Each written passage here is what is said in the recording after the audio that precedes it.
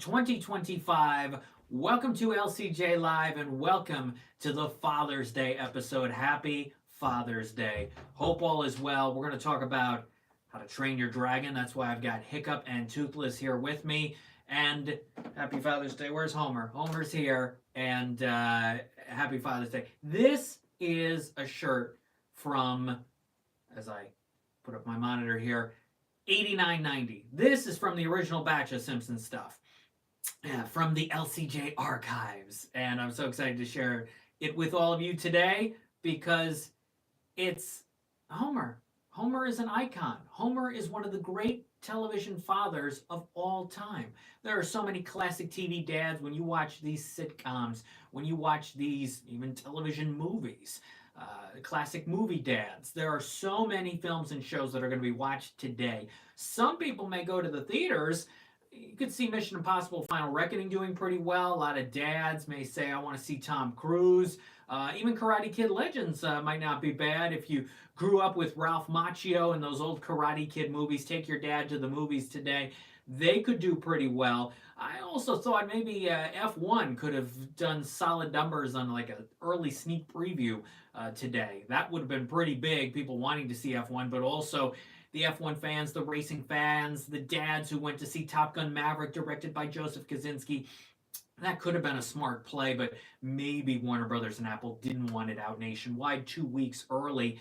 And then you've got How to Train Your Dragon, which is this story of a father and son. Stoic, Gerard Butler returning in the live-action role, and Hiccup, and that dynamic, that relationship was wonderful in the first three films because it was dramatic, it was emotional, it was unique, it was powerful. But do you get that again? Not really. When I watched this new How to Train Your Dragon in the theaters the other day, it grossed $83.7 million this weekend, which is bigger than most people had. I thought it could do closer to $100 million, but nonetheless, a good open for that film. Universal will take it. When I watched it the other day, it was massive deja vu. It's the same lines, it's the same comedy bits, it's the same situations as the film from 15 years ago that I love.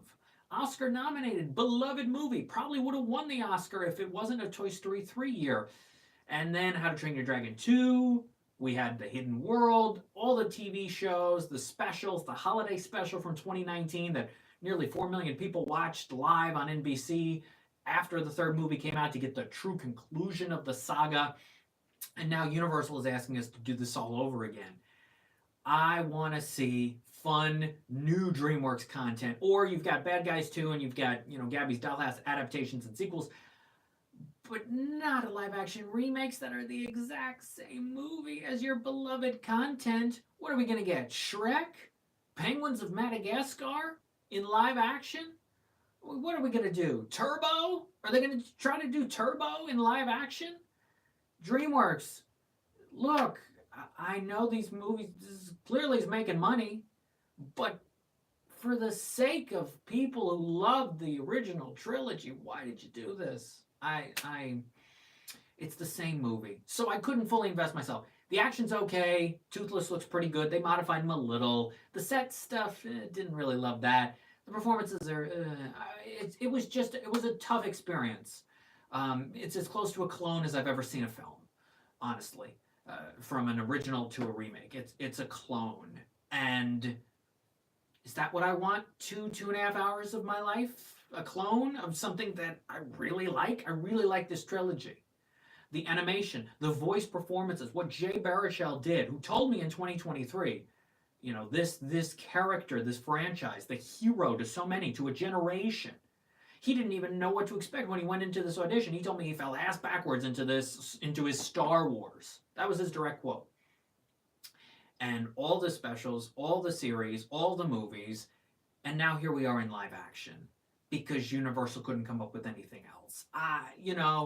Dean DeBlois is a talented animation director. He's clearly invested in this saga. But for the sake of audiences, we had a Lilo and Stitch, we have this, we have sequels and remakes upon everything. That's why I love animated films. I love documentaries that are good. I love the smaller movies. I mean, I've seen a bunch of films over the last week. I'll have reviews of a bunch of things coming out this week, including the Jaws at 50 social media review, full embargo, not until July 3rd. Film called Everything's Going to Be Great, which I watched last night with Bryan Cranston and Allison Janney. Interesting movie. I'll have more on that coming up. I've seen a film that opens a film festival in London called Heavyweight. I'll have thoughts on that this week. I've also seen the Sally Ride documentary that's on Nat Geo tomorrow that I recommend. It's not amazing, but I recommend it.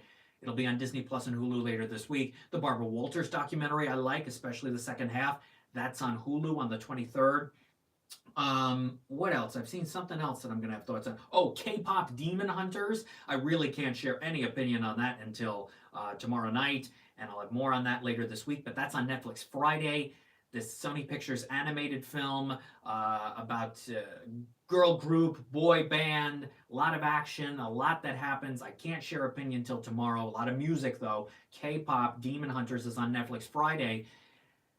I love looking at some of these smaller films, the animated films, the documentaries, and the movies that have a chance. When you have a remake of a movie that we all know, it's tough. It's tough to want to go on the journey again, and it's tough to make us feel awe-inspired by it, by the connection between Hiccup and Toothless, which was so cool and so unique. Not just kids who loved the first How to Train Your Dragon in 2010, but a lot of adults respected the hell out of that movie. Yes, it has an A cinema score, but cinema score is only a small portion of the country, the movie population. Now, cinema score did give Materialists a B-, and I'm not shocked by that because I went to see Materialists right after this, and I was hoping for good things because I like Dakota Johnson in certain roles. Persuasion, very good in that. The High Note, probably the best performance she's given in her career. I'd have to look back at everything, but I love The High Note. She's good in Materialist. She's the best thing about Materialist, but the script is so all over the place, and it doesn't have nearly the emotional depth of Past Lives from Celine Song, a movie that I liked but didn't love. Past Lives has a strong start, even though everybody says they love that opening scene in Past Lives. I think you take that narration away from the opening scene of Past Lives, and you just watch the three of them sitting together at the bar. You don't need the people narrating behind it saying, okay, I think he's dating her. No, she's dating him. Don't need any of that. Just do the zoom and let us look at them for 60, 90 seconds, however long it is. You did not need the narration. But other than that, the opening half hour, 45 minutes of Past Lives is very good. It cools down a little towards the end, doesn't fully work, but is a better movie than this, than Materialists. And I am not surprised because the trailers didn't make the performances of Pedro Pascal and Chris Evans look good, and that, they were not great in this. Materialists did make $12 million this weekend to come in third. It's the third biggest open ever for A24, behind Hereditary in second with 13.6, and Civil War with 25.5 million. Still easily the biggest opening weekend ever for an A24 film. So I'm underwhelmed with Materialists. At least it's an original film, but it just did not fully come together for me. I wanted it to, but it does all this cutesy humor early, and then it gets very serious, and then that ending with two of the characters, I'll say. There's a certain point and a certain topic brought up in a kitchen. From that scene on to the end, there's a lot of problems. There's some okay stuff in it, but really at the end, where two characters go to another place and then they'll come back to a certain place, that whole conversation at that certain wedding, not a good scene. It needed to be refined. It needed to do some things. What's up, Pete Crooks? Ultimate animated movie of the past decade is Mad God. Haven't seen that. Friends with Dakota's grandmother, the legendary Tippi Hedren. Wow, yeah. What a family, for sure. And number 2 this weekend, by the way, as I mentioned, the redo of How to Train Your Dragon, and we had the redo of Lilo and Stitch. Number 2, $15.5 million. It's a 366.4. Also a film I didn't care for. Not just it's the same, but even the changes they made. Here's a movie where they make changes, but the changes don't really work. So you can't have it either way. You can't do a copycat, and you can't do movies where the changes don't work. You can do a remake where the changes do work, and I'd have to think about what the movies are that do. But I guess in a lot of ways, it all comes down to the performances. You know, you look at a movie like True Grit, and Jeff Bridges is great in that. Haley Steinfeld, outstanding breakthrough performance, Oscar-nominated performance in True Grit. That's a remake that comes to mind. I'd have to think of more, but that was a good film. But remakes are tough because and it's also like long-awaited sequels because this audience has such expectations for something. Will it deliver? You know, you look at a long-awaited sequel coming now like Devil Wears Prada 2, and you go, gosh, the expectations are going to be so high. You know, Meryl, Emily, and Stanley have been asked about a sequel since the movie pretty much came out 20 years ago. You know, every reporter, every interview has asked them, will there be a sequel? And now finally there is one, so they're going to keep asking them that question about as many details as possible. Hopefully it delivers. You know, fingers crossed. But you also can't expect the long-awaited sequel to be the exact same thing as the first movie. That's why I think a lot of people had problems with Mamma Mia, Here We Go Again, a film I love. But that second Mamma Mia movie had more emotional depth, had more drama, had different songs for the majority of it than the first movie, and so not as many people went to see it a second time as the first one because I think they were like, oh, no, it's more serious than what the first one was. We don't like it. Same thing with Mary Poppins Returns. I think a lot of people expected the same sort of tone as the first film. But even though Mary Poppins, the original, is dark, this Mary Poppins Returns, in a lot of respects, is an even darker, more emotional film, has different songs, mirrors the original beautifully, but it wasn't the exact same thing, so audiences didn't fully get it and respond to it. Even if they liked Emily in the lead role, they didn't fully get it. So it's tough. Do you want the same exact thing? Do you want some changes? Do you want a little bit different? And how will it work for you? There's a very particular mindset that people have when it comes to something beloved and it being the same or changed. And it can apply to remakes, sequels, prequels, complete redos, complete clones, which is How to Train Your Dragon, and everything in between. So there you go. That's I'm on my soapbox today, I guess, with all of this, because I look at this and it makes 83 million, and yeah, it's good for theaters, but come on. When it comes to creativity, you know, Universal did not want an original film. I guess for next summer they've got the Spielberg movie, whatever that is, so fingers crossed that's good. But here comes the sequel. Here comes the third one, probably. Jeff Cannon Insurance. Lights, keep up the good work. Thank you very much. Your most anticipated movie of the summer. Gosh, I don't know. What's not a sequel, remake, redo, prequel, clone? I don't know. No, there's a few films. Oh, gosh. I mean, I hope Bad Guys 2 is fun. I hope Smurfs is good. Fantastic Four, I'd like to be good because of the 60s vibe, but we'll see. Superman, Jurassic, F1, I hope is fun. And Elio opens this week. It's the new Pixar movie. It's an original Pixar movie. Support original content. I hope it's good. I loved Elemental. I was watching part of it again the other night, a week or two ago. It was on Freeform. I think Elemental's great. I congratulate Peter Sohn, the director of it, on booking Incredibles 3. That's a very good choice, and I think he'll do a good job. Brad Bird's protege, apprentice, however you want to, the career. He followed Brad Bird much of the way, and now he gets to do Incredibles 3. I think that's very good. So congratulations to Peter Sohn, and I hope Incredibles 3 works, and I hope Elio's good, and I hope it makes a decent amount of money this weekend, or the headlines are going to be nasty. But which is what was the case with Elemental 2 years ago. Remember? I told you after I went to Pixar and saw a part of the movie, I said, this is a long-term play.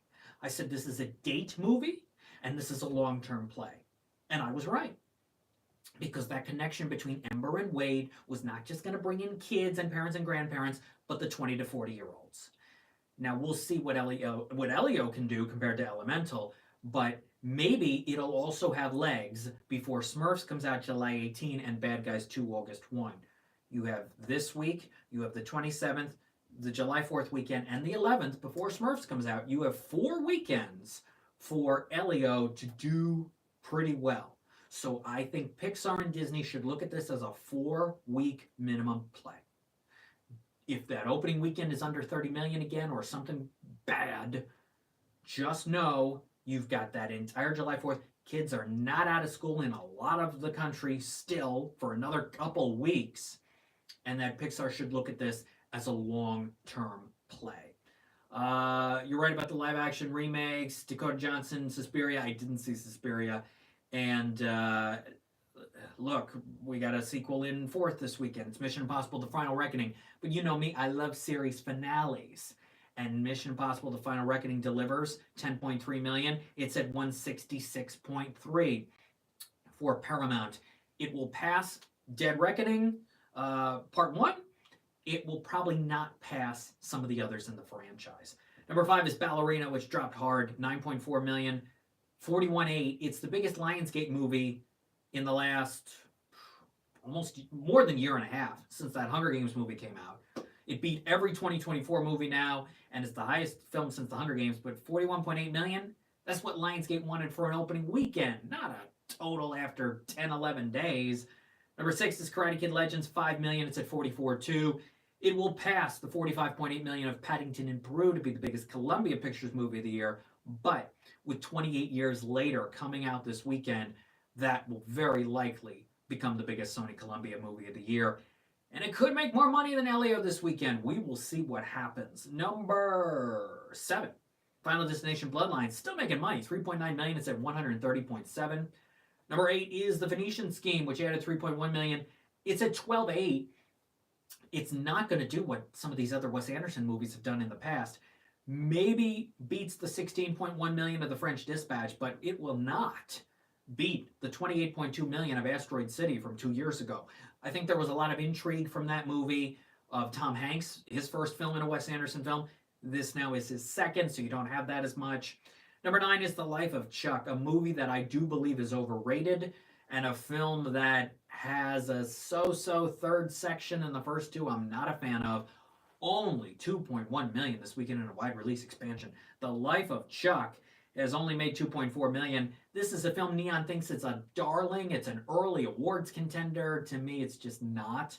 And number 10 is Sinners with 1.5 million. It's at 275.5 for Warner Brothers. Right behind it is Bring Her Back, which added 1.4 million. It's at 17.7. Currently the second biggest A24 film of the year, behind Warfare, but Materialists will pass it and will probably pass Warfare's total. Thunderbolts added 1.2 million. It's at 188.8. Are people getting sick of MCU movies? How is Fantastic Four going to do?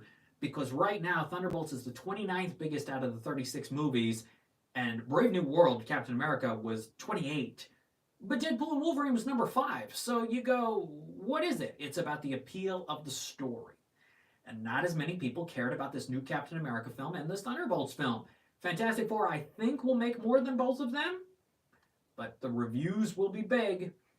I think older audiences may go because of the 60s vibe, but if these commercials and trailers and ads give away too much, then you're going to turn a lot of people away.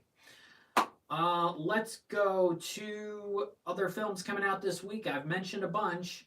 Bride Hard is also coming out. That's the Rebel Wilson action comedy. Smaller studio behind that. Magenta Light. We'll see how it does.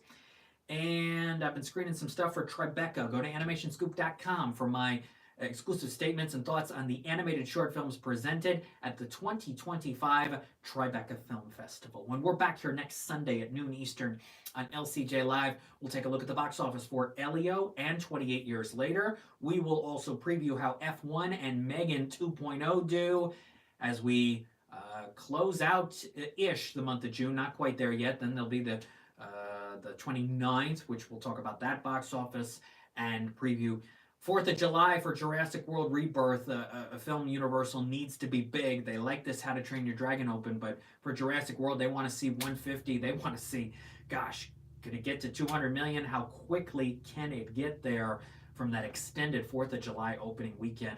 And then Superman's on the way, Smurfs, Fantastic Four, Bad Guys 2, Naked Gun, Freakier Friday, which does not look good to me, Nobody 2, and then some smaller stuff at the end of August. Grand Prix of Europe is coming, a film called Sketch in August, and some other ones. So there's still several summer movies on the way, And some streaming movies too, of course. Medea's Destination Wedding and Happy Gilmore 2. I'm looking forward to both of those. The Old Guard 2 also for Netflix. So there's a lot on the way for the rest of the summer, and we'll break it all down for you here on LCJ Live. As always, go to lights-camera-jackson.com. New episodes of TooFastTwoFilms.com coming at you soon. And LCJ Q&A podcast, lcj.podbean.com. Into the Wonder Woods, which is on VOD and digital, the 24th. Highly recommend it. I talked to Vincent Parnot, the co-director, Oscar nominated for Persepolis. We talk about that and his new film tomorrow at animationscoop.com and lcj.podbean.com. If you're watching on YouTube, thank you. Subscribe to the channel. We're live every Sunday at noon Eastern. We had last week off, but we're back. Happy Father's Day. Follow me on X at LCJ Reviews, Instagram at LightsCamJackson, lights-camera-jackson.com, all the socials, all you need to know, all the updates, all the reviews, several coming at you over the next couple days, and more later this week on Elio and more. Thank you so much for watching. Have a good Father's Day. Have a good week. I'll see you soon. Bye-bye.